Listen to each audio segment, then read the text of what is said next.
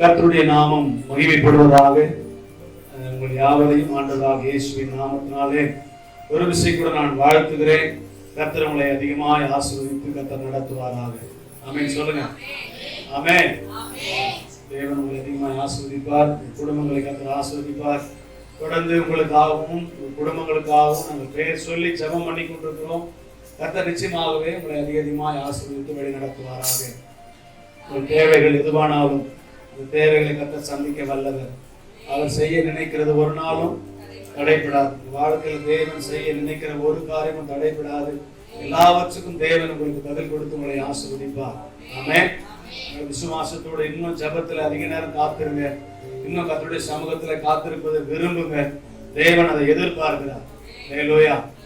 கூடுமான வரைக்கும் இந்த ஜெபத்தை ஆப்சென்ட் ஆகாம ஞாயிற்றுக்கிழமைகள்ல சாயங்காலத்துல வந்து கலந்து கொள்ளுங்கள். கர்த்தர் உங்களை அதிகமாக ஆசீர்வதிப்பாராக. ஆமென். கடந்த நாட்கள்ல நம்முடைய ஜெப குறிப்புகள் நமக்கு தெரியும். நீங்க எல்லாம் நல்ல ஜெபிக்கிற தேவ மனிதர், தேவ பிள்ளைகள். உங்களுடைய ஜெபங்களை நான் எதிர்பார்க்கிறேன். நல்லா ஜெபம் பண்ணுங்க. நம்முடைய ஊழியங்களை கர்த்தர் ஆசீர்வதிக்கணும். சொல்லுங்க. ஆமென். போகிற இடங்களில் கர்த்தர் காரியங்களை வாய்க்க பண்ணுகிறார். ஜெபிக்கிற ஜெபங்களை கர்த்தர் கேட்கிறார். இடங்களில் அற்புதங்களை கர்த்தர் செய்கிறார். நிறைய மாற்றங்களை நாம் பார்க்கிறோம். நம்ம போகும்போதே தெரியும் ஒரு விடுதலை, அந்த இடத்துல ஒரு சமாதானம், அவர்கள் தேவைகள் சந்திக்கப்படுறது, இப்படி ஒரு சில காரியங்களை நம்முடைய ஊழியத்தில் நம்ம போகிற இடங்களில் நாம் பார்க்கிறோம். என்ன விஷயம்னா அவர்கள் எல்லாம் நிலைத்து கர்த்தருடைய சமூகத்தில் நிற்கணும். நிறைய பேர் பார்த்தீங்கன்னா அற்புதங்களை பெற்றுக்கொண்டு போறதுக்காக தான் இருக்கிறாங்க. அற்புதங்களை பெற்றுக்கொண்டு போறதுக்காக தான் பார்க்கணும். அற்புதங்களை பெற்றுக்கொண்டு நிலைத்து நிற்கணுன்ற அந்த ஒரு எண்ணமும் அந்த ஒரு சுபாவம் கூட ஜனங்கள் மத்தியில் இல்லை. அதனால நீங்களும் அப்படி இல்லாம அந்த ஜனங்கள் நம்ம எங்கே போய் ஜெபம் பண்றோமோ, யார் இடத்துல நம்முடைய சபைகளை வந்து அற்புதங்களை பெறுறாங்களோ அவர்கள் அங்கே நிலைத்திருந்து கர்த்தருடைய நாமத்தை மகிமைப்படுத்தணும். அதற்காக நீங்க தொடர்ந்து ஜெபம் பண்ணுங்க. கர்த்தர் நம்மோடு கூட இருப்பாராக. தொடர்ந்து சில காரியங்களுக்காக நாம் ஜெபித்துக் கொண்டே இருக்கிறோம். நம்முடைய ஜெபங்களை கர்த்தர் கேட்டுக்கொண்டே இருக்கிறார். அதனால உங்களையும் உங்கள் குடும்பத்தையும் கர்த்தர் கரத்தில் ஒப்பு கொடுத்து ஜெபிக்கிறோம். கர்த்தர் நிச்சயமாகவே உங்கள் குடும்பத்தை கர்த்தர் ஆசீர்வதிப்பாராக. எத்தனை பேருக்கு இந்த நாட்கள்ல கர்த்தருடைய சமூகத்துல வந்திருக்கிறது சந்தோஷம்? ஹல்லேலூயா. இது வரைக்கும் நாம் பயங்கர சந்தோஷமா தான் இருந்தோம். இதுக்கப்புறம் தான் எப்படின்னு தெரியல. மைக்கு வேற நீங்க என்ன பண்ணிக்கிறீங்க, கையில வேற எடுத்துக்கிறீங்க, இன்னும் நடக்கணும் தெரியல. அதனால நீங்க கொஞ்சம் கேர்ஃபுல்லா இருந்தா நமக்கு மைக்ல வேற எந்த பேச்சு வர போறது இல்லை. சொல்லுங்க ஒரு ஆமென். நீங்க கர்த்தருடைய வார்த்தையை கரெக்டா கேட்கணுங்க. நாங்க கர்த்தருடைய வார்த்தையை கரெக்டா என்ன பண்ண போறோம், சொல்ல போறோம். சரியா? சரி. எத்தனை பேர் நீ கர்த்தர் என்னோட கூட பேசுவாருங்கிற நம்பிக்கையோட வந்திருக்கீங்க? ஹல்லேலூயா. கர்த்தர் உங்களோட தான் பேச போறாரு. ஆனா அந்த ஒரு நம்மோட கூட இருக்கிறார். ஹல்லேலூயா. நாம் கொஞ்ச நேரம் கர்த்தருடைய வார்த்தையை கேட்கலாம். வாசியுங்கள். எஸ்தர் அந்த புஸ்தகத்தினுடைய 9ஆம் அதிகாரம் அதனுடைய 4வது வசனத்தை நாம் வாசி கேட்கலாம். மொர்தெகாய் ராஜாவின் அரண்மனையில் பெரியவனாயிருந்தான். அவனுடைய கீர்த்தி எல்லா நாடுகளிலும் பிரசித்தமாயிற்று. இந்த மொர்தெகாய் என்பவன் மென்மேலும் பெரியவனானான். சொல்லுங்க ஒரு ஆமென். மென்மேலும் பெரியவனானான். யாரு? மொர்தெகாய் என்பவன் மென்மேலும் பெரியவனானான். எனக்கு இந்த வார்த்தையை வாசித்த உடனே எனக்கு ரொம்ப சந்தோஷமான ஒரு காரியம் என்னன்னா, ஒரு அடிமை தேசத்துல கொண்டு போகப்பட்டவன், ஒரு அடிமையாய் அந்த சூசான் அரண்மனையில வேலை செய்கிறவன். இந்த மனிதனை தேவனாகிய கர்த்தர் அடிமைப்பட்டு போன தேசத்துல இவர் ஏற்கனவே பெரியவனாய் இருக்கிறான். வசனம் சொல்றது மென்மேலும் பெரியவனாயா இருந்தான், மென்மேலும் பெரியவனானான். ஹல்லேலூயா. இன்னைக்கு நிறைய பேர் ஆசீர்வாதத்தை பெறுகிறோம், உயர்வை பெறுகிறோம். அது மென்மேலும் போதான்றது கொஞ்சம் சந்தேகமா இருக்கு. கொஞ்சம் ஆன உடனே அப்படியே என்ன பண்ணிடும், ஸ்டாப் பண்ணிடும். நீங்க ஆண்டவர் சொல்றது மென்மேலும் பெரியவனானான். மொர்தெகாய் என்பவன் மென்மேலும் பெரியவனானான். நீங்க எஸ்தர் புஸ்தகத்துல மொர்தெகாயை குறித்து எத்தனை பேர் அவருடைய செய்தியை கேட்டிருக்கிறீங்க? மொர்தெகாயினுடைய செய்தி எத்தனை பேர் கேட்டிருக்கிறீங்க? நிறைய எஸ்தர் புஸ்தகத்தை வாசிக்கிறப்பெல்லாம் எஸ்தரை குறித்தே அதிகமா பேசுவாங்க. எஸ்தரை குறித்தே அதிகமா பேசிதான் நம்ம கேள்விப்பட்டிருக்கோம். நான் அப்படிதான் கேள்விப்பட்டிருக்கேன். நிறைய மொர்தெகாயை குறித்து நிறைய விளக்கங்களும் நிறைய பேச்சும் கிடையாது. ஆனா நான் இந்த புத்தகத்தை வாசிக்கிற பொழுது கர்த்தர் என்னோடு கூட பேசின வார்த்தை, மொர்தெகாய் மென்மேலும் பெரியவனான. அவனை எப்படி கர்த்தர் பெரியவனாக்குனாங்க? சாதாரண பெரியவனாக்கல. நீங்க 10வது அதிகாரம் 3ஆம் வசனத்தை வாசித்து பாருங்க. எஸ்தர் 10வது அதிகாரம் 3ஆம் வசனம். யூதனாகிய மொர்தெகாய் ராஜாவாகிய அகாஸ்வேருக்கு இரண்டாவதானமும் யூதருக்குள் பெரியவனும் தன் திரளான சகோதரருக்கு பிரியமானவனாயிருந்தான்.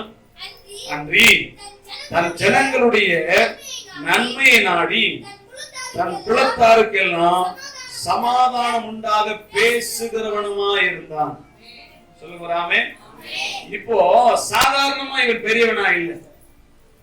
கர்த்தர் அடிமையாய் கொண்டு போகப்பட்டவன். அந்த தேசத்துல அவனால சத்தமா பேச முடியாது. அவர்கள் ஜனங்களும் குறைவு. அப்படிப்பட்ட தேசத்துல வசனம் சொல்கிறது ராஜாவுக்கு 2வது ஆள். என்ன அர்த்தம்? ராஜா ஃபர்ஸ்ட், செகண்ட், இரண்டாவது, ராஜாவுக்கு 2வது ஸ்தானத்துல இவன் உயர்த்தப்பட்டிருக்கிறான். அவ்வளவு பெரிய ஒரு உயர்வை ஒரு அடிமையாய் கொண்டு போகப்பட்டவனை, ஒரு சிறுமைப்படுத்தப்பட்டவனை, ஒரு ஒடுக்கப்பட்டவனை, ஒரு ஒதுக்கப்பட்டவனை கர்த்தர் இவ்வளவு பெரியவனா கர்த்தர் மாத்ததுக்கு காரணம் என்ன?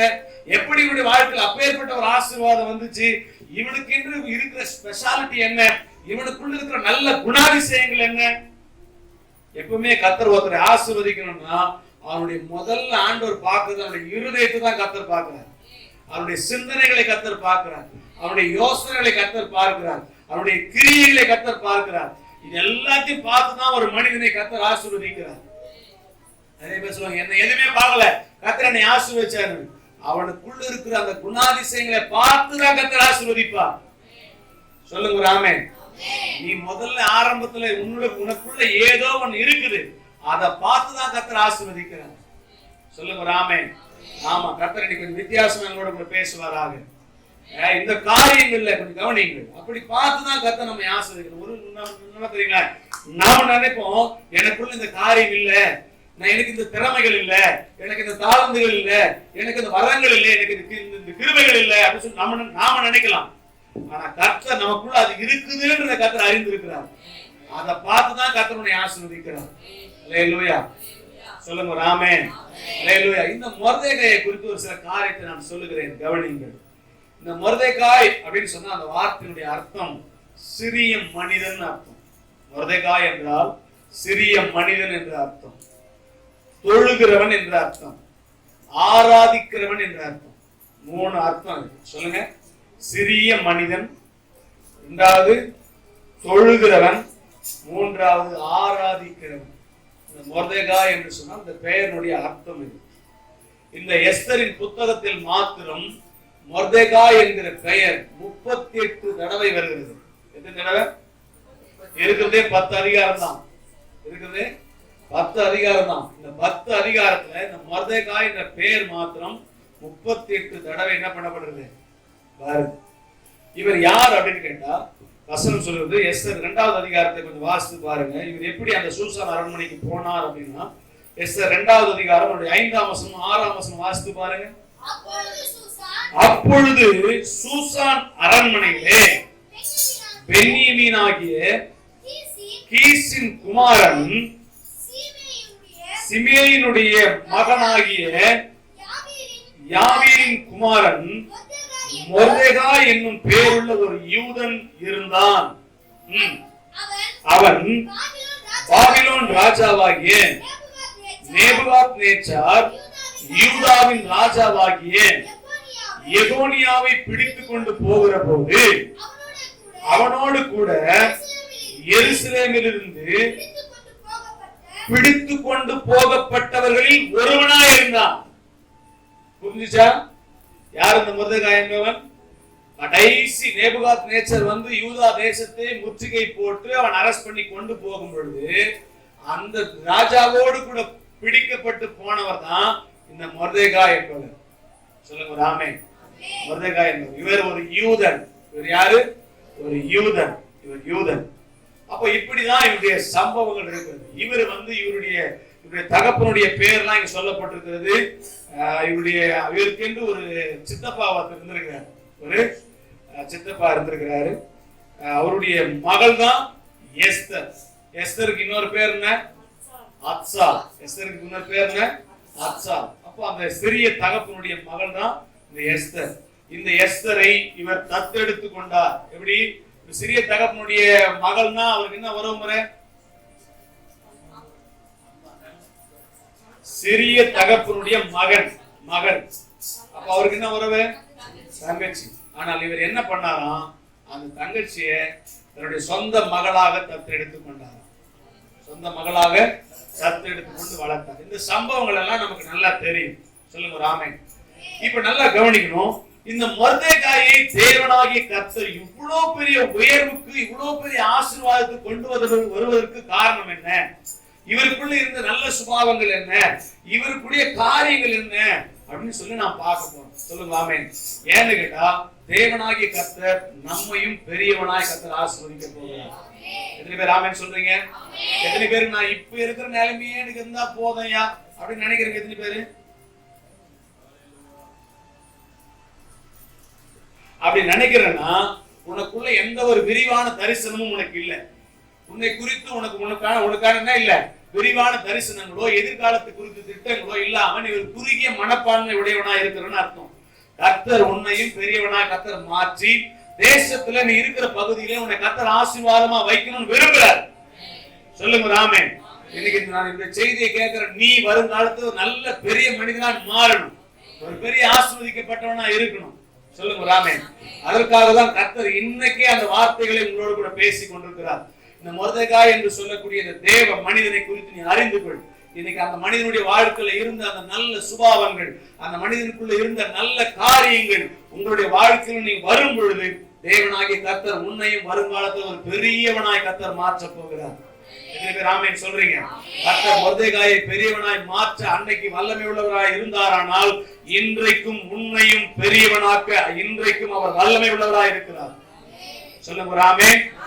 கர்த்தர் உங்களை அதிகமாய் ஆசீர்வதிப்பாராக. இந்த மொர்தெகாய் பெரியவனாய் மாற்றுவதற்கு என்ன காரணம் அப்படின்னு சொல்லி நாம் பார்க்கிறோம்னா, முதலாவதாக எஸ்தர் 2வது அதிகாரம் 7வது வசனத்தை நாம் வாசிக்க கேட்கலாம். அவன் தன் சிறிய தகப்பன் குமார்த்தியாகிய எஸ்தர் என்னும் அத்சாவை வளர்த்தான். அவளுக்கு தாய் தகப்பன் இல்லை. அந்த பெண் ரூபவதியும் சௌந்தரியம் உடையவளமாய் இருந்தால் அவள் தகப்பனும் அவள் தாயும் மரணமடைந்த போது மொர்தெகாய் அவளை தன் குமாரத்தியாக எடுத்துக்கொண்டான். நல்லா கவனிங்க. தன் குமாரத்தியாக எடுத்துக்கொண்டான். இந்த மொர்தெகாய்க்குள்ள இருந்த முதல் காரியம் என்னன்னு கேட்டா, எஸ்தருக்காக தன் வாழ்க்கையை அர்ப்பணித்தான். சொல்லுங்க ஆமென். எந்த மனிதனுடைய வாழ்க்கையில அர்ப்பணிக்கப்பட்ட வாழ்க்கை இருக்குதோ, அர்ப்பணிக்கப்பட்ட வாழ்க்கை இருக்குதோ, அந்த மனிதனை கர்த்தர் உயர்த்துவார். சொல்லுங்க ஆமென். மொர்தெகாய் நினைச்சிருந்தா, நான் இந்த 10 அதிகாரத்தை வாசினேன், எனக்கு இதுல அவருக்கு திருமணம் ஆகி அவருக்கு குழந்தைகள் இருந்துச்சு, மனைவிகள் இருந்தாங்கன்னு நான் பார்க்கல. சொல்லுங்க ஆமென். ஒருவேளை உங்களுக்கு அப்படி தெரிஞ்சிருந்தா எனக்கு சொல்லுங்க, நானும் அறிந்து கொள்ளுகிறேன். கர்த்தர் உங்களை ஆசீர்வதிப்பாராக. அப்ப நல்லா கவனிக்கணும். இப்போ இந்த எஸ்தருக்காக ஒரு தங்கச்சி தான், ஆனா அவருடைய மகளை போல அவர் வளர்த்து கொண்டிருந்தார். அவங்க இப்ப நல்லா யோசிச்சு பாருங்க. அந்த அம்மா சிரிக்கும் போது இவரும் சிரிச்சிருப்பாரு. அந்த அம்மா அழும்போது இவரும் சேர்ந்து என்ன பண்ணிப்பாரு? அழுதுருப்பாரு. அந்த அம்மா சாப்பிடும் போது இவரும் சேர்ந்து என்ன பண்ணிப்பாரு? சாப்பிட்டுருப்பாரு. எல்லா காரியத்துக்காகவும் இந்த எஸ்தருக்காக தன்னுடைய வாழ்க்கையே அவர் அர்ப்பணித்து விட்டார். சொல்லுங்க அவர் ஆமென். ஆண்டவர் அதனாலதான் எந்த மனிதனுடைய வாழ்க்கையில அர்ப்பணிப்பு இருக்குதோ அவனுடைய வாழ்க்கையில ஒரு உயர்வை கர்த்தர் கொடுப்பார். 10ல 11 அவன் வாழ்க்கையில கொஞ்சம் கஷ்டம்தான். எல்லாத்தையும் கர்த்தருக்காக நான் ஒரு சில காரியத்தை வைராகியமா விடுறேன், கர்த்தருக்காக இந்த காரியத்தை நான் வைராகியமா செய்யறேன், கர்த்தருக்காக நான் வைராகியமா எழும்புவேன், கர்த்தருக்காக நான் ஓடுவேன், கர்த்தருக்காக இந்த காரியத்தை செய்வேன், கர்த்தருக்காக நான் செலவிடுவேன். பல காரியங்களை அர்ப்பணிப்போடு கூட எந்த ஒரு மனிதன், எந்த ஒரு மகள், எந்த ஒரு மனிதன் செய்கிறானோ கர்த்தர் அவனை உற்சாகமாய் கர்த்தர் உயர்த்துவார். ஆமா, யார் வாயில ஒரு ஆமேன் வராதனால நானே ஒரு ஆமேன் சொல்றேன். அல்லேலூயா. ஏன்னு கேட்டா எனக்கு அப்படிப்பட்ட ஒரு எண்ணம் இருக்குது. கர்த்தர் நாம ஓட வேண்டிய நாட்கள்ல நாம அமைதியா இருந்தா, இதுல நான் வாசிக்கிறப்போ ஒரு காரியத்தை நான் நல்லா அறிந்து கொண்டேன். என்னைக்கு தேவனாகிய கர்த்தர் அப்படி சொல்ற மொர்தெகாயை பார்த்து மொர்தெகாய் எஸ்தருக்கு சொல்லும்போது சொல்ற, இந்த காலத்துல நீ மௌனமா இருந்தால் யூதருக்கு சகாயமும் ரட்சிப்பும் வேறு இடத்துல எழும்போம். சொல்லுங்க ஆமென். அது வேறு இடத்துல எழும்போதுக்கு நான் விட மாட்டேன். சொல்லுங்க ஆமென். என்னதான் கர்த்தர் அழைச்சார், என்னதான் கர்த்தர் தெரிந்து கொண்டார், என்னதான் கர்த்தர் பிரித்து எடுத்தார், எனக்கு தான் மரித்து போன, எனக்கு தான் கர்த்தர் ஜீவனை கொடுத்தார். சொல்லுங்க ஆமென். இன்னொருத்தர் எழுப்புனா கர்த்தர் அன்னைக்கே என்ன பண்ணிக்கலாம், காரியம் முடிச்சிருக்கலாம். சொல்லுங்க ஆமென். பிரியமானவர்களே, நம்முடைய கரத்துல கர்த்தர் எதை ஒப்பு கொடுத்திருக்கிறாரோ அந்த காரியத்தை அர்ப்பணிப்போடு செய்யணும். சொல்லுங்க ஆமென். ஆமா, நிறைய பேருக்கு சாப்பாடு வர்றதுக்கு மனசு இல்லை, சாப்பாடு வர்றதுக்கு இருந்து பாஸ்டிங் இருந்து ஜெபம் பண்றதுக்கு விருப்பம் இல்லை. ஆமா, நிறைய பேருக்கு நல்ல ஒரு காரியத்தை செய்யறதுக்கு மனசு வர மாட்டேங்குது. யாரு சொல்லி எதெல்லாம் அர்ப்பணிப்போடு செய்ய விரும்புறீங்க. நிறைய பேருக்கு பாத்தீங்கன்னா ஏமா பிரேயருக்கு வரல அப்படின்னு கேட்டோம்னா ஒரு காரணத்தை சொல்லுவாங்க, உடம்பு சரியில்லை. என்ன சரியில்லைப்பா, என்ன சரியில்லை? நான் போன வாரம் இந்த கதையை சொன்னேன், சொன்னாம போன வாரம் நான் பிரசங்கம் பண்ணல, நான் சொல்லிக்க வாய்ப்பு இல்லை. நல்லா கவனிங்க. அர்ப்பணிக்கப்பட்ட ஒரு வாழ்க்கை. ஏமா உடம்பு சரியில்லை வரல, நான் எங்க சப்ளை சொல்றேன் சொல்றேன். நான் கேட்டேன், ஏன்பா வரதுல சர்ச்சை கேட்டா, உடம்பு சரியில்லையா. என்ன சரியில்லை? உடம்பு சரியில்லை. நல்லா கவனிங்க. எந்த மனிதனுடைய வாழ்க்கையில ஒரு அர்ப்பணிப்பு இருக்குதோ அந்த மனிதனை கர்த்தர் உயர்த்துவார். நான் ஒரே ஒரு வார்த்தை சொன்ன சர்ச்சில், உங்களை பார்த்து சொல்லணுமா, நீங்க எப்படி நினைச்சா சரி. சபையில சொன்ன பிரதர் தான் சாட்சி இருக்கு. சபையில சொன்னேன், செத்து போறதுல எங்க செத்து போயிடாது. இப்படிப்பட்ட ஒரு அர்ப்பணிப்பு எந்த மனிதனுக்குள்ள இருக்குதோ கர்த்தர் அவனை உயர்த்துவார். சொல்லுங்க ஆமென். அது இல்லாத வரைக்கும் தேவன் உயர்த்துவார், என்னை நடத்துவார், என்னை தாங்குவார், என்னை உயர்த்துவார், இதெல்லாம் சொல்லவே சொல்லாத, கர்த்தர் நடக்காது. எந்த வாழ்க்கையில ஒரு அர்ப்பணிப்பு இருக்குதோ அந்த வாழ்க்கையில ஒரு உயர்வு இருக்கும். சொல்லுங்க ஆமென். இது ரொம்ப கஷ்டம் தான், சரீரத்துல பலவீனம் தான், நம்மளே ஏற்கனவே ரொம்ப பேசுறதுதான் ஆள், இதெல்லாம் தாங்காது. ஆனா ஆண்டவருக்கு சமூகத்துல சொல்லும் போது ஆண்டு சொல்லிப்பா, எப்போ உன் வாழ்க்கையில அர்ப்பணிப்பு இருக்குதோ அப்பதான் உன் வாழ்க்கையில ஒரு உயர்வு வரும். சொல்லுங்க ஆமென். படிக்கிற பிள்ளை கூட எழுந்து காலைல 3 மணி உட்காந்து படிச்சாதான் அவனுக்கு உயர்வு வரும். ஒரு அர்ப்பணிப்பு இல்லாம தூங்கினே எப்படி வரும்? சொல்லுங்க ஆமென். தூங்கினே எப்படி ஒரு உயர்வு வரும்? வெறுக்க வேண்டியதை வெறுக்கணும், விட வேண்டியதை விடணும், எடுக்க வேண்டியதை எடுக்கணும், செய்ய வேண்டியதை செய்யணும். இப்படி உன் வாழ்க்கையை அர்ப்பணிச்சு பாரு கர்த்தருடைய சமூகத்துல. உயர்த்துவாரு, தூக்குவாரு, அப்படியே பட்ட பட்ட பட்ட பட்ட கையெழுத்து பழம் வச்சு வாங்கணும். சொல்லுங்க ஆமென். செய்ய வேண்டியது செய்யறது இல்ல, செய்ய வேண்டியது செஞ்சுப்பார். உனக்கு கொடுக்க வேண்டியதை கர்த்தர் கொடுப்பார்.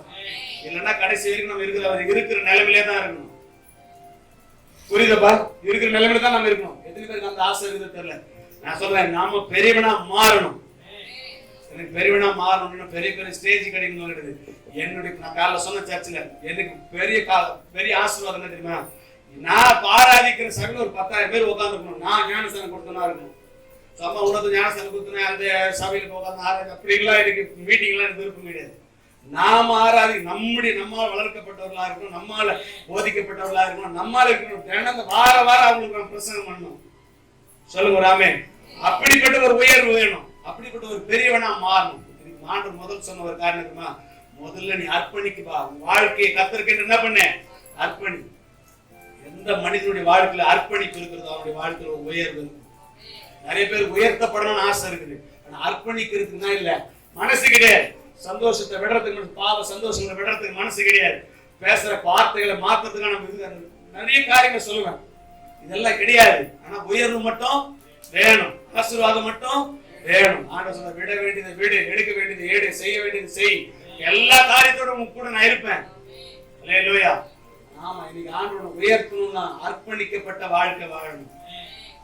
நிறைய பேருடைய வாழ்க்கை நிறைய காரியங்களை அர்ப்பணிச்சு திரும்ப அதை செய்து கொண்டிருக்கிறோம், திரும்ப அந்த காரியத்தை எடுத்து கொண்டிருக்கிறோம். ஆண்டவர் அர்ப்பணிச்சுதான். ஆமென். அர்ப்பணிக்கப்பட்ட வாழ்க்கை வாழணும். பண்ணு. இரண்டாவது எஸ்தர் 2வது அதிகாரம் 10வது வசனத்தை கொஞ்சம் வாசிங்க. எஸ்தரோ என்றால் தன் குலத்தையும் தன் பூர்வதரத்தையும் அறிவிக்காதிருந்தால் மொர்தெகாய் அதை தெரிவிக்க வேண்டாம் என்று அவளுக்கு கற்பித்திருந்தான். நல்லா கவனிங்க. அவளுக்கு என்ன பண்ணா? கற்பித்திருந்தான். சொல்லுங்க ஆமென். இரண்டாவது, மொர்தெகாயை தேவன் பெரியவனா மாத்துறதுக்கு காரணம் என்ன தெரியுமா? அவன் எஸ்தருக்கு நல்ல ஆலோசனை சொல்லுகிறவனா இருந்தான். சொல்லுங்க ஆமென். நல்ல ஆலோசனை சொல்றவங்களா இருக்கணும். ஒரு சிலருக்குலாம் வந்து ஆலோசனை கேட்டா அந்த குடும்பம் சந்தோஷமா இருக்கும், அந்த குடும்பம் ஆசீர்வாதமா இருக்கும். அவங்க வந்து ஜெபம் பண்ணா, அவங்க வந்து ஆசீர்வாதம் பண்ணிட்டு போனாங்கன்னா, அவங்க சொல்ற அந்த ஆலோசனை, அவர் சொல்ற அந்த வார்த்தைகளை கேட்டு அந்த காரியங்களை கேட்டோம்னா ரொம்ப சந்தோஷமா இருப்பாங்க அந்த குடும்பம். ஒரு சிலர்லாம் வந்து ஆலோசனை சொல்லிட்டு போனாங்களா, அன்னைக்கே நல்லா இருக்கிற குடும்பத்தோட பயங்கர பிரச்சனை உண்டாயிடும். சொல்லுங்க ராமே. ஆமா, நல்லா கவனிங்க. நீங்க நல்ல ஆலோசனை கொடுக்கிறவங்களா இருக்கணும். உங்களுடைய ஆலோசனைகள் விழுந்து போனவங்கள தூக்குறதா இருக்கணும். சொல்லுறாமே. நீ சொல்ற ஆலோசனை கீழே விழுந்து போறவங்களா இருந்தாலும் அவனை தூக்கி நிறுத்துறதா இருக்கணும். நம்முடைய ஆலோசனை எப்படி இருக்கு? நின்னுகிறோட கீழே தள்ளுற மாதிரி இருக்குது. சொல்லுங்க ராமே. நல்ல ஆலோசனை கொடு. நண்பனுக்கு நல்ல ஆலோசனை கொடு. உன் உடன் பிறந்தவனுக்கு நல்ல ஆலோசனை கொடு. உன் கூட இருக்கிறவனுக்கு நல்ல ஆலோசனை கொடு. உன் தாய் தகப்பனுடைய வார்த்தைகளுக்கு நல்ல ஆலோசனை காரணமாயிரு. அல்லேலூயா. எஸ்தருக்கு நல்ல ஆலோசனை சொன்னான். அதே போலதான் நீங்க வாசித்து பாருங்க. அந்த வாசிக்க வேண்டாம், அப்படியே மனசுல வச்சுக்கங்க. 2:20 வாசித்தீங்கன்னா சொல்லப்பட்டிருக்கிறது, இந்த காலத்துல நல்ல ஒரு ஆலோசனை அவன் கொடுக்கிறான் அவர்களுக்கு. நல்ல 20வது வசனத்துல அவன் என்ன சொல்றாங்களோ அதெல்லாத்தையும் சொல்ல கேட்டு அந்த அம்மா என்ன பண்ணாலாம், நடந்தாங்கன்னு. அடுத்ததா வாசித்தீங்கன்னா 4வது அதிகாரம் 14வது வசனத்தை வாசித்தீங்கன்னா, இந்த காலத்துல நீ மௌனமா இருந்தா யூதருக்கு சகாயம் ரட்சிப்பும் வேறொரு இடத்துல என்ன பண்ணோம், எழும்போம். இதெல்லாம் அந்த நல்ல ஒரு ஆலோசனைகளை திரும்ப திரும்ப அவனிடத்துல கொடுக்கிறான். சொல்லுங்க ராமே. நீங்களும் நானும் உயர்த்தப்படணும், பெரியவனா மாறணும்னா மற்றவர்களுக்கு நல்ல ஆலோசனைக்காரர்களா நாம் இருக்கணும். ஆலோசனை இருக்கிற இடத்துல என்ன பண்ணணும், ஆலோசனை இல்லாத இடத்துல ஜனங்க என்ன பண்ணுவாங்களா? ஆமா, சீர்கெட்டு போவாங்க ஜனங்க. நீ நல்ல ஆலோசனைக்காரனா இரு. உன்னால ஜனங்கள் எழுப்பப்படுவார்கள், உன்னால் ஜனங்கள் ஆசீர்வதிக்கப்படுவார்கள், உன்னால ஜனங்கள் பெரிய மகிழ்ச்சியை பார்ப்பாங்க. மொர்தெகாய் இப்படிப்பட்ட ஒரு பதவிக்கு வந்தோடனே ஜனங்க வசனம் சொல்லுது, சூசா நகரமே மகிழ்ச்சி உற்றதான், மகிழ்ச்சியும் களிப்பும் ஆனந்தமும் கனமும் உண்டாச்சுன்னு வாசிக்கிறோம். அல்லேலூயா. நீங்க நல்லா கவனிங்க. வசனம் சொல்லுகிறது, நீங்கள் நல்ல ஆலோசனை கொடுக்கிறவர்களா இருக்கணும். சொல்லுங்க ராமே. நாம நல்ல ஆலோசனைக்காரனா இருக்கணும். மூன்றாவதாக 2வது அதிகாரம் 11ஆம் வசனம் வாசிங்க. அதுல எஸ்தருடைய சுக செய்தியையும் அவளுக்கு நடக்கும் காரியத்தையும் அறிய மொர்தெகாய் நாடோறும் கன்னிமாடத்து முற்றத்துக்கு முன்பாக உலாவுவான். நல்லா கவனிங்க. இப்போ எஸ்தரை கொண்டு போய் எங்க விட்டாச்சு? கன்னிமாடத்துல விட்டாச்சு. அது மனவாட்டியா மாறதுக்கு அந்த ஆயத்தமாயிட்டு கொண்டிருக்கிறாங்க.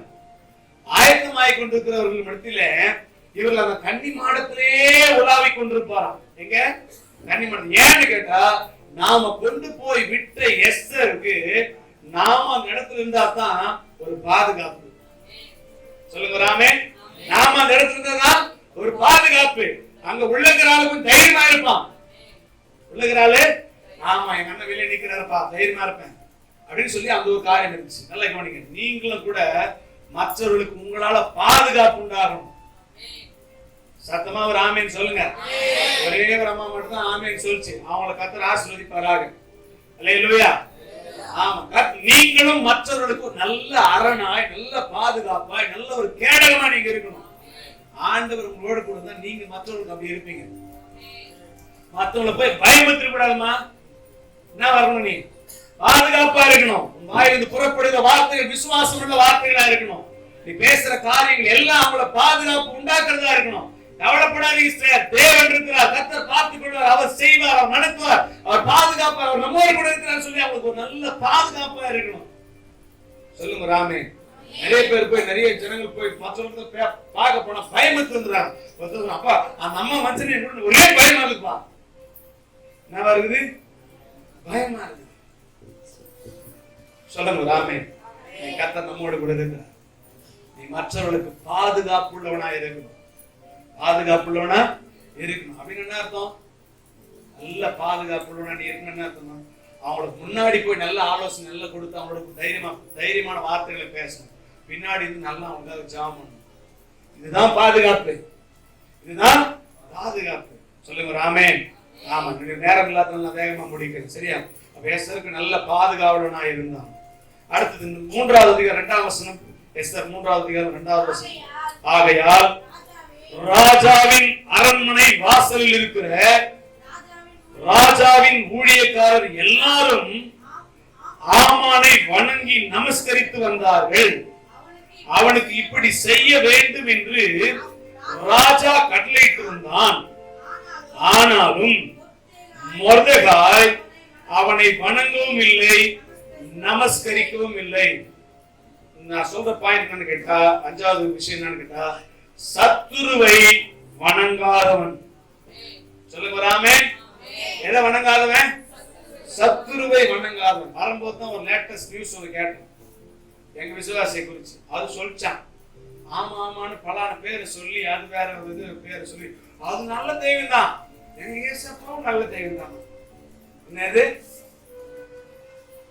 எது நல்ல தெய்வம்? அது சோ அப்படியா? அதுவும் நல்ல தெய்வமா? இயேசுவும் நல்ல தெய்வமா? அப்படியாமா? விட்டா போய் வணங்கிட்டே வந்துருப்பானுங்க. நல்ல தெய்வமா தான் வணங்க வேணுமா?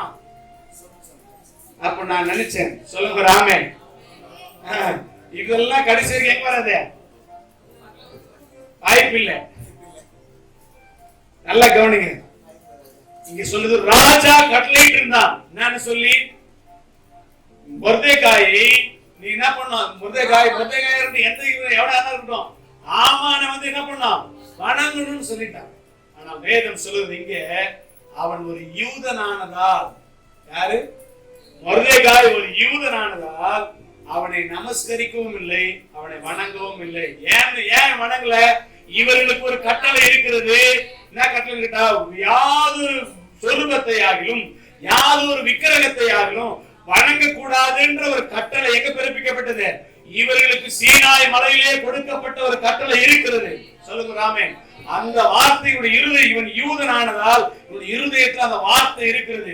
நீயும் ஒரு கிறிஸ்தவனானால், தேவனுடைய ரத்தத்தால் கழுவப்பட்டவனானால், தேவனுடைய வார்த்தையை கேட்கிறவனானால், தேவனால் ஆசீர்வதிக்கப்பட்டவனானால், நீங்களும் உங்கள் இருதயத்தில் ஒரு தீர்மானம் பண்ணணும், எங்கள் ஆண்டவராகிய இயேசுவை தவிர வேற எந்த ஒரு விக்கிரக ஆராதனைக்கோ, எந்த ஒரு சொரூபங்களுக்கோ, எந்த ஒரு காரியத்துக்கோ என்னுடைய வாழ்க்கையை என்ன பண்ண மாட்டேன், நமஸ்கரிப்பு கொடுக்க மாட்டேன்.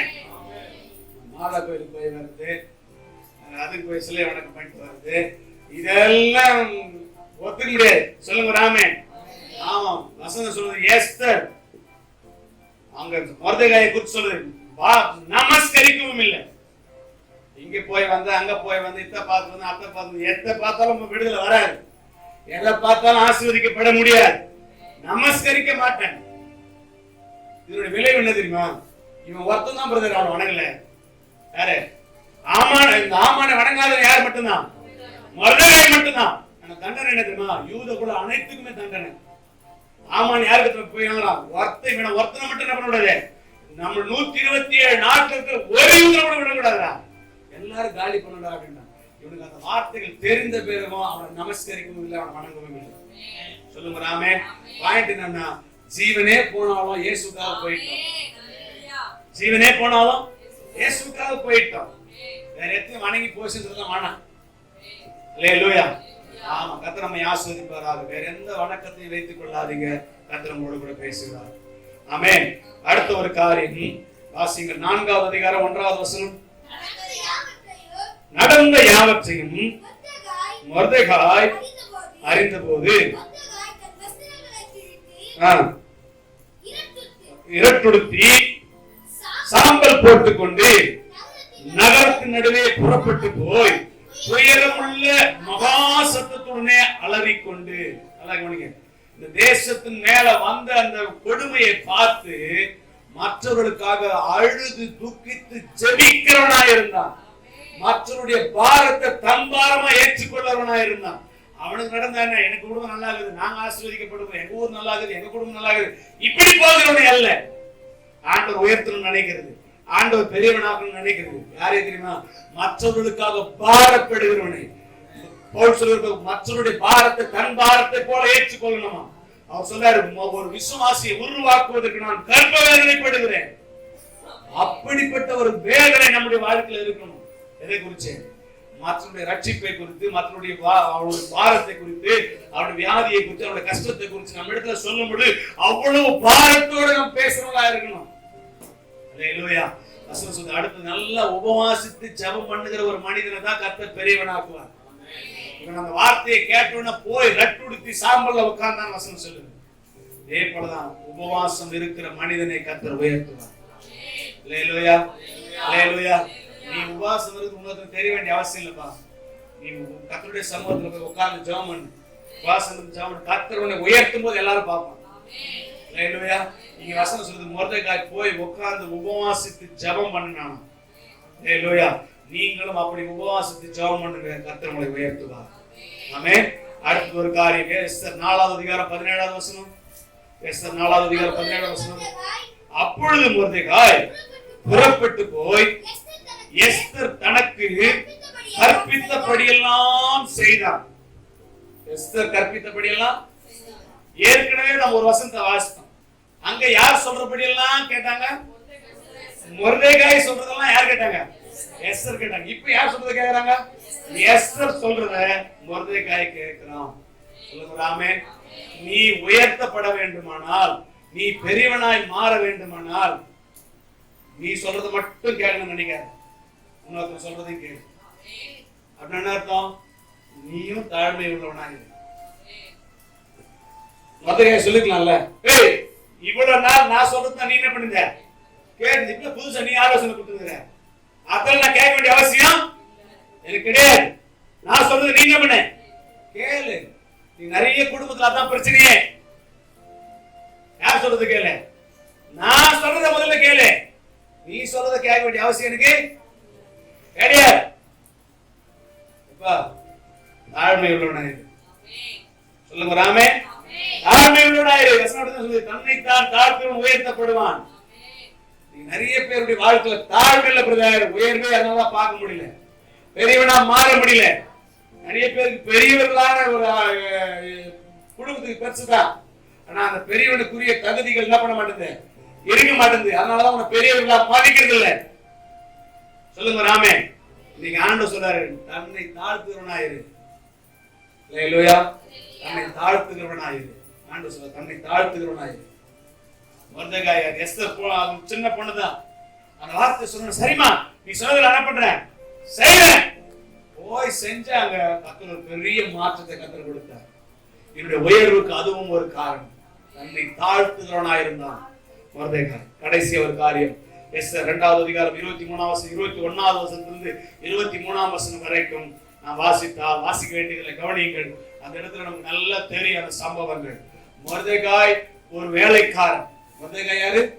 ஒரு வேலைக்காரன். அரண்மனை வாசல் முற்றத்திலே காவல் காத்து கொண்டிருக்கிற ஒரு வேலைக்காரன்.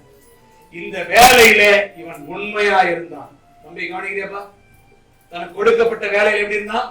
உண்மை உள்ளவனா இருந்தான். 2 பேர் பேசுறான். நானு ராஜாவை இன்னைக்கு நைட்டு ஒரே போடு, ராஜாவை இன்னைக்கு நைட்டு என்ன பண்ண போறோம், ஒரே போடு போட போறோம் அப்படின்னு பேசிக்கிறான்.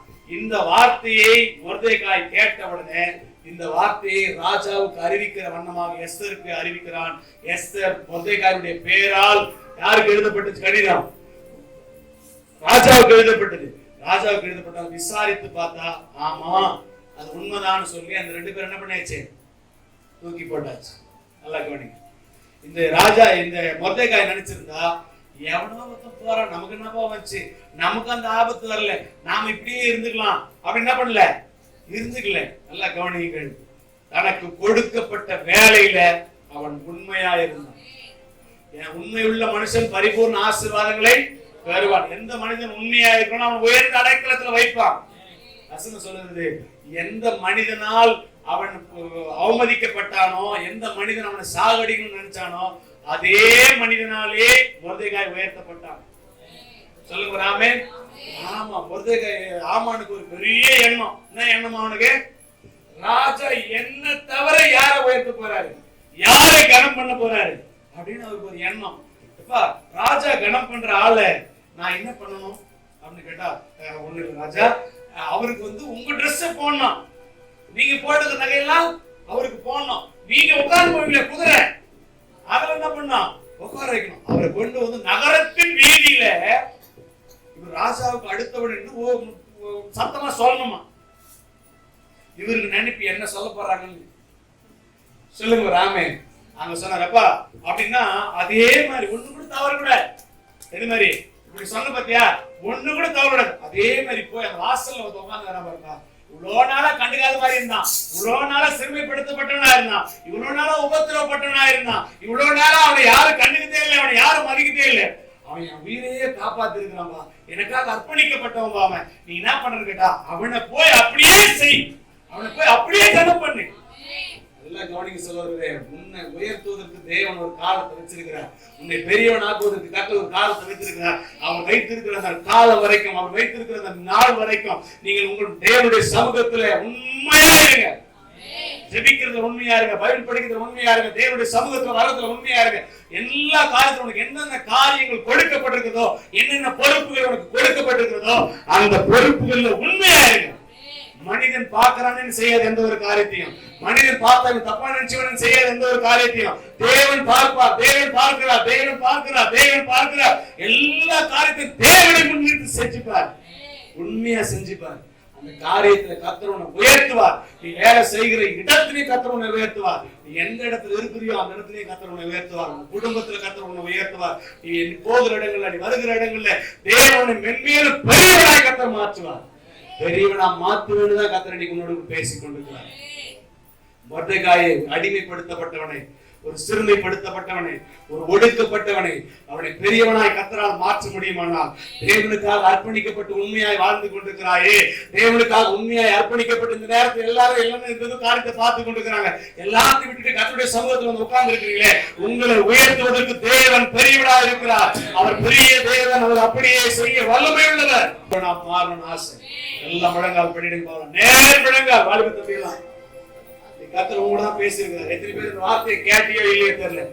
இன்னைக்கு உன்னை அர்ப்பணி, யாருடைய கண்ணு தரப்படாது. கிட்டத்தட்ட நான் ஒரு 3/4 மணி நேரம் பேசுகிறேன். எல்லாம் கண்ணமும்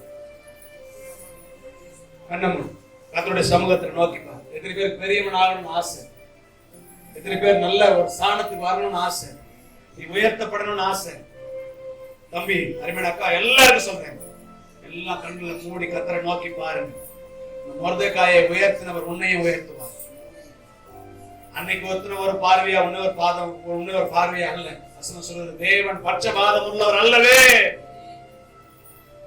அவர் எல்லாருக்கும் சரி சமானமா செய்யக்கூடியவர். நான் சொல்றேன், இன்னும் நான் சொல்ல ஒரு காரியம், நீ புதிய ஏற்பாட்டுடைய விசுவாசி. இயேசு கிறிஸ்து உனக்காக ரத்தம் சிந்திருக்கிறார், அவர் உனக்காக திரும்ப வரப்போகிறார். அப்பேற்பட்ட தெய்வம் உன்னை உயர்த்துவதற்கு அந்த மொர்தெகாயை விட உன்னை கர்த்தர் அதிகமா நேசிக்கிறார். உனக்காக ரத்தத்தையே சிந்திருக்கிறார், உனக்காக ஜீவனையே கொடுத்திருக்கிறார். அந்த நம்பிக்கை, அந்த விசுவாசத்தோட கர்த்தருடைய சமூகத்துல சொல்லு. தம்பி, யார வாய வச்சு சும்மா இருக்காது. கர்த்தருடைய சமூகத்திற்கு, ஆண்டவரே, நான் ஒரு பெரியவனா மாறின ஆண்டவரே, இந்த தேசத்துல நான் வாழ்ந்து கொண்டிருக்கிற இந்த கிராமத்துல, நான் வாழ்ந்து கொண்டிருக்கிற என்னுடைய குடும்பத்துல, நான் என்னை பெரியவனாய் கர்த்தர் மாற்றும். என்னுடைய சொந்த முயற்சினால் நான் பெரியவனா மாற முடியாது. உங்களுடைய காருண்யம் எங்களை பெரியவனாக்கும் என்று வேதவசனம் சொல்லுது. என்னை பெரியவனாய் கர்த்தர் மாற்றுங்க ஆண்டவரே. எல்லாம் சொல்லுங்க வாயை திறந்து. யாருடைய நாம் சும்மா இருக்கக்கூடாது. கர்த்தருடைய சமூகத்துல ஆண்டவரே, எனக்கு என்று கொடுத்திருக்கிற அந்த வேலையில நான் உண்மையா இருக்கணும் ஆண்டவரே. படிப்பு எந்த காரியமாகட்டும், நீ இப்படியே இருக்கக்கூடாது தம்பி. நீ உயர்த்தப்படணும், நீ ஆசீர்வதிக்கப்படணும், நீ மென்மேலும் ஆசீர்வதிக்கப்படணும். ஆண்டவரே, எங்க குடும்பத்தை கர்த்தர் உயர்த்துங்க, என் குடும்பத்தை கர்த்தர் உயர்த்துங்க. ஒரு காரியம் தெரியுமா, அவன் பென்யமீன் கோத்திரத்தான். இருக்கிற 12 கோத்திரத்துல பென்யமீன் கோத்திரம் தான் சிறிய கோத்திரம். அங்கிருந்து கர்த்தர் அவனை உயர்த்தினார், பெரியவனா மாத்தினார்.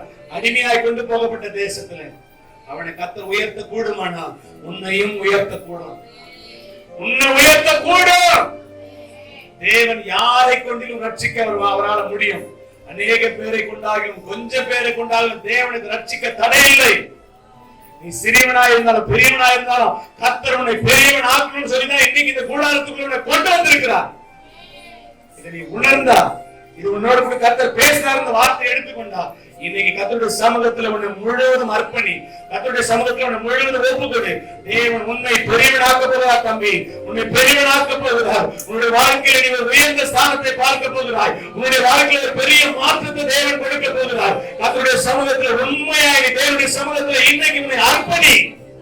என் வாழ்க்கை உன்னுடைய சமூகத்துல அர்ப்பணிக்கப்பட்ட வாழ்க்கையா இருக்கு. ஆண்டவரே, மற்றவர்களுக்கு நான் நல்ல ஆலோசனை கொடுக்கிறவனா இருக்கேன். மற்றவர்களுக்கு நான் ஒரு பாதுகாப்பா இருக்கணும். என் பெற்றோருக்கு நான் பாதுகாப்பா இருக்கணும். என் உடன்பிறந்தவருக்கு நான் பாதுகாப்பா இருக்கணும். என் குடும்பத்துக்கு நான் பாதுகாப்பா இருக்கணும். மற்றவர்களுக்காக நான் பாதுகாப்புள்ளவனா இருக்கணும். சத்துருவை நான் வணங்க கூடாது ஐயா. நீ நானும் என் ஃப்ரெண்ட்ஸோட கூட சேர்ந்து நான் நிறைய காரியத்துக்கு போயிடுறேன், நிறைய தவறான காரியங்களை செய்யறேன். நமஸ்கரிப்பு வேண்டாம் ஐயா. எங்க எண்ணத்திற்காக நான் இன்னைக்குல இருந்து நான் ஒரு சில நேரங்கள்ல நான் முடிந்த வரைக்கும் நான் உபவாசம் இருந்து ஜெபிக்கிறேன்ப்பா. என்ன தாழ்மை உள்ளவனா மாத்திரம். ஒருவேளை எனக்குள்ள பெருமையான எண்ணங்கள், மேட்டிமையான பார்வைகள், மேட்டிமையான எண்ணங்கள், மேட்டிமையான காரியங்கள் ஏதாவது இருந்தா இன்னைக்கு முற்றிலுமாய் அழிக்கிறேன். கடைசி அந்த எங்களுக்கு கொடுத்த அந்த வேலையில நான் உண்மையா இருப்பேன். வந்த காரியத்தில் இந்த 7 சுபாவங்களும் வசனம் சொல்லுது, ராஜாவுக்கு 2ஆவதுமாய் இருந்தான். ராஜாவுக்கு 2ஆவதுமாய் இருந்தான். யூதர்களுக்குள்ளே அவன் பெரியவனாய் இருந்தான். தன் குலத்தாரிலே அவன் தான் ஆலோசனைக்காரனாக இருந்தான். அவன் சொல்றதான் தேசத்துல நடந்துச்சு. அவ்வளோ பெரியவனாய் உயர்ந்தவனாய் மாறுவதற்கு இந்த 7 சுபாவங்கள் காரணம். இது உனக்குள்ள இருக்குமானால் தேவன் உன்னையும் உயர்த்தி உன்னையும் பெரியவனாய் மாற்றுவார். எல்லாம் ஒரு விஷயம் நல்ல கருவை சொல்லி உங்கள் பிதாவாக தேவன், நம்முடைய பிதாவாக தேவன், நம்முடைய பரிசுத்த ஆவியாக தேவன் நல்ல ஒரு விஷயம் சோதனை பண்ணுவோம்.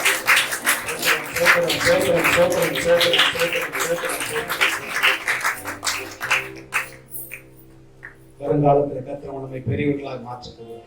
இந்த ஆசீர்வாதத்தை நாம் பெற்றுக் கொள்வதற்கும் முடிவு ஜெபமாக சுபாஷம் ஜெபம்.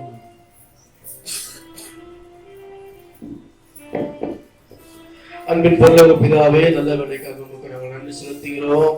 தேவன் தாமண்டவரே ஸ்தோத்திரம். நாளும் நாமத்தை மகிமைப்படுத்தும்படியாக, துதிக்கும்படியாக, ஆராதிக்கும்படியாக, கர்த்தருடைய வார்த்தையை நாங்கள் கேட்கும்படியாக நீங்கள் கொடுத்த நல்ல ஒரு ஈவுக்காக, கிருபைக்காக, இரக்கத்திற்காக, தயவிற்காக உமக்கு நாங்கள் நன்றி செலுத்துகிறோம். தேவன் தாமன் நாளில கர்த்தாவே ஸ்தோத்திரம். நல்ல ஒரு வார்த்தையை எங்களுக்கு கொடுத்திருக்கிறீங்களே, மென்மேலும் நீங்கள் வேறப்பவேன்னு சொல்லியிருக்கிறீங்க, அதற்கு உங்களுக்கு நன்றி செலுத்துகிறோம். தேவன் தாமண்டவரே ஸ்தோத்திரம். அதற்கான ஆண்டவரே ஸ்தோத்திரம், வழிமுறைகளையும் எனக்கு கற்றுக் கொடுத்திருக்கிறீங்களே, அதற்காக உங்களுக்கு நாங்கள் நன்றி செலுத்துகிறோம். எப்படி ஆண்டவரே மொத்தைக்காய் கூட இருந்த குணாதிசயங்கள் எங்களுக்கும் நீ கொடுத்து கர்த்தாவே ஸ்தோத்திரம். ஆண்டவரே பரிசுத்த ஆவியானவர் எங்களையும் உயர்த்தப்பட்ட கிருபைக்காக உங்களுக்கு நாங்கள் நன்றி செலுத்துகிறோம். தேவன் தாமே பரிசுத்த ஆவியானவர் ஆசீர்வதிக்க வேண்டுமா நாங்கள் ஜெபிக்கிறோம். தேவன் தாமே வந்திருக்கிற ஒவ்வொரு நீங்கள் ஆசீர்வதிப்பீராக. ஆண்டவரே அவர்களுக்கு ஆண்டவரே இருக்கிற மனதில் இருக்கிறதான எல்லா விதமான எண்ணங்களையும் ஏக்கங்களையும் வாஞ்சைகளையும் எல்லாவற்றையும் நிறைவேற்றி தர வேண்டுமா நாங்கள் ஜெபிக்கிறோம். பரிசுத்த ஆவியானவர் நீங்கள் ஆசீர்வதிப்பீராக. இந்த நேரத்தில் கர்த்தாவே ஸ்தோத்திரம். இப்போது நாங்கள் புரிய போகிறோம். புரியாத பிரசன்னம் அன்பிற்கரம் நேசகரம் எங்களோட கூட இருந்து வழிநடத்த வேண்டுமா நாங்கள் ஜெபிக்கிறோம். அதிகாலையில் நாமத்தை மகிமைப்படுத்துவதற்கு தேவன் கிருபை தருவீராக. எல்லா துதிகளும் மகிமையாக உமக்கு செலுத்துகிறோம். மாறாத இயேசுவின் நாமத்தில் ஜெபிக்கிறதெல்லாம் பிதாவே, ஆமென். ஆத்துமாவே கர்த்தரை ஸ்தோத்திரி, எங்களுடைய பரிசுத்த நாமத்தை ஸ்தோத்திரி. என் ஆத்துமாவே கர்த்தரை ஸ்தோத்திரி, அவர் செய்த சகல உபகாரங்களை மறவாதே. ஆமென். நம்முடைய கர்த்தராகிய இயேசு கிறிஸ்துவின் கிருபையும் பிதாவாகிய தேவனுடைய அன்பும் தூய பரிசுத்த ஆவியானவருடைய அன்பின் ஐக்கியமும் சமாதானமும் இளைப்பாறுதலும் வழிநடத்தலும் இன்றும் என்றும் கர்த்தருடைய மற்றும் சகல பரிசுத்தமானவர்களும் நாட்டில் வந்திருக்கிற யாவரோடும் இருந்து வழிநடத்துவதாக. அல்லேலூயா, அல்லேலூயா, அல்லேலூயா. God bless you. கர்த்தர் உங்களை ஆசீர்வதிப்பார். சமாதானத்தோடு போய்